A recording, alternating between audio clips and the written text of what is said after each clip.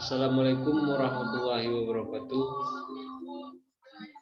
Baiklah, pada kesempatan kali ini kami ingin mempresentasikan hasil kerja kelompok kami, yaitu dari kelompok 3 yang berjudul Konsep Aplikasi dan Implikasi Ajaran Berbuat Baik, Al-Ihsan dan Hak Memanfaatkan Benda Secara Bersama, Hakul Al-Irtifaq bagi sebuah bangunan dalam fikih arsitektur. Kelompok kami yang berbentakan Muhammad Andi Zuhilmi dan saya sendiri Muhammad Nabil Al-Ghani. Next.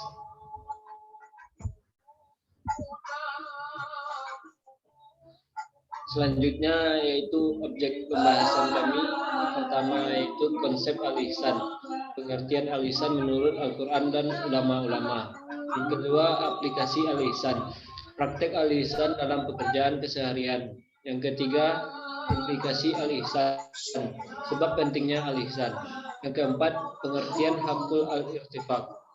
Yang keenam, hikmah hakul al-irtifaq. Yang ketujuh, ragam hakul al-irtifaq. Yang pertama, konsep al-ihsan. Konsep al-ihsan, ihsan yang berarti perbuatan baik, merupakan pembuktian atas keimanan dan keislaman seseorang. Ihsan secara harfiah berarti kebaikan sebagai perilaku, bukan sekedar pengetahuan tentang kebaikan sebagai etika. Ihsan dapat menjadi alternatif di tengah krisis akhlak, di mana kebaikannya hanya berhenti pada level pengetahuan atau jargon, tidak sampai pada tingkatan atau aksi nyata. Sedangkan kita sering menyaksikan pelanggaran hukum dilakukan oleh orang yang telah dalam tanda petik mengerti ketentuan dan peraturan. Selanjutnya, aplikasi al-ihsan. Aplikasian nilai-nilai al-ihsan ini juga harus diterapkan dalam bidang arsitektur atau pembangunan. Dengan diterapkannya nilai-nilai tersebut nantinya akan berdampak kepada bangunan yang kita bangun dan juga pada keadaan di sekitarnya, baik dengan manusia maupun alam. Selanjutnya yaitu implikasi al-ihsan. Ihsan dalam akhlak sesungguhnya merupakan buah dari ibadah dan muamalah. Seseorang akan mencapai tingkat ihsan dalam akhlaknya apabila ia telah melakukan ibadah seperti menjadi harapan Rasulullah dalam salah satu hadisnya. Pada akhirnya ia akan berubah menjadi akhlak atau perilaku, sehingga mereka yang sampai pada tahap ihsan dan ibadahnya akan terlihat jelas dalam perilaku dan karakternya. Selanjutnya, pengertian al-haq irtifaq akan disampaikan oleh teman saya sendiri. Kepada Andi, dipersilakan. Terima kasih untuk teman saya Nabil. Selanjutnya adalah pembahasan tentang pengertian al-haqqu al-irtifaq.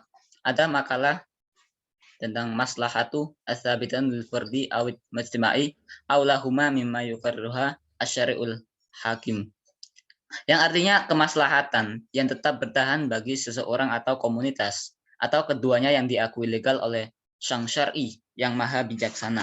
Kurang lebih itulah pengertian al-haqqu al-irtifaq.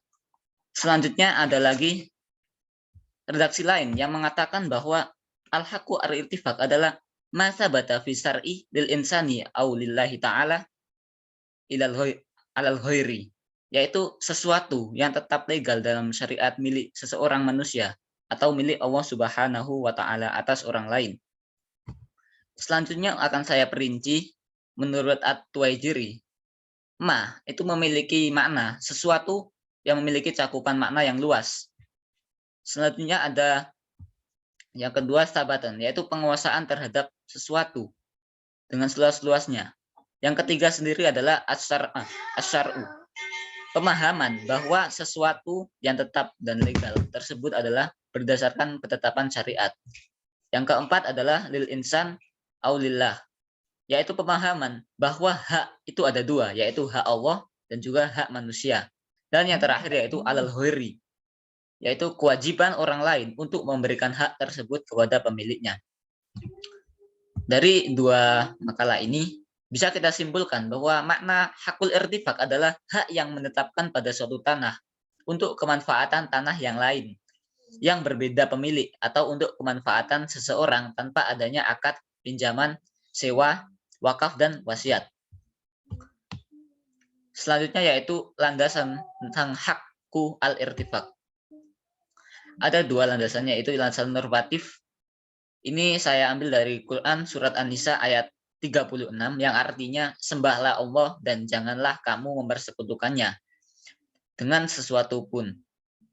Dan berbuat baiklah kepada dua orang, yaitu ibu bapak, karib kerabat, anak-anak yatim, orang-orang miskin, tetangga yang dekat dan tetangga yang jauh, dan teman sejawat, ibnu sabil, dan hamba sahayamu. Sesungguhnya Allah tidak menyukai orang-orang yang sombong dan membanggakan diri. Ada juga sebab terjadinya hakku irtifak. Ada 3 sebab yang mendasar, yaitu al-istiraku al-amu, yaitu perserikatan umum, perserikatan seluruh anggota masyarakat untuk menggunakan fasilitas umum. Yang kedua ada al-istiratu fi al-ukudi, syarat dan perjanjian.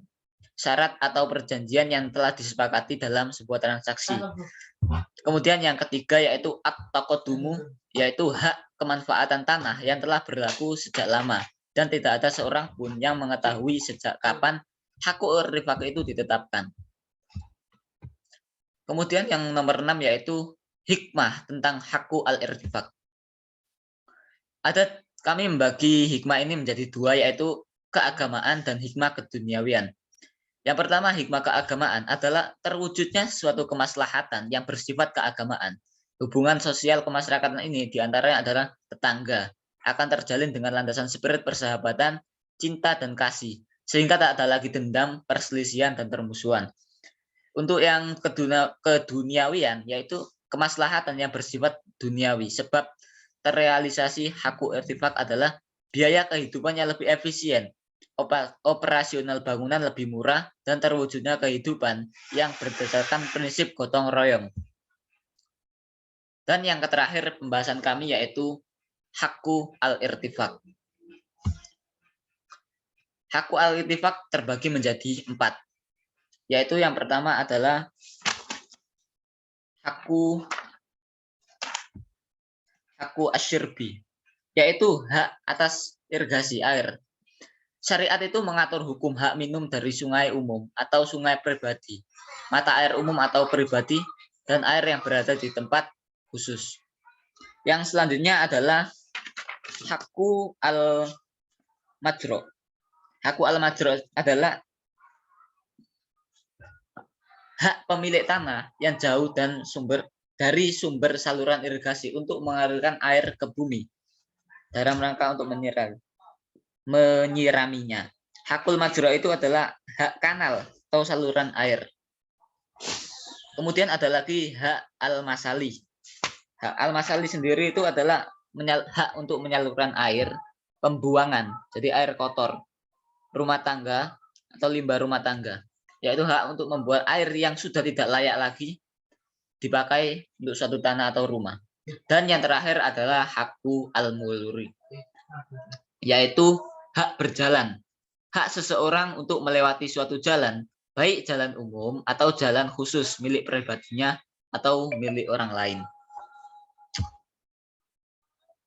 Demikianlah presentasi dari kami, kelompok 3. Kurang lebihnya, jika ada kesalahan penulisan atau kesalahan materi, kami mohon maaf yang sebesar-besarnya. Assalamualaikum warahmatullahi wabarakatuh.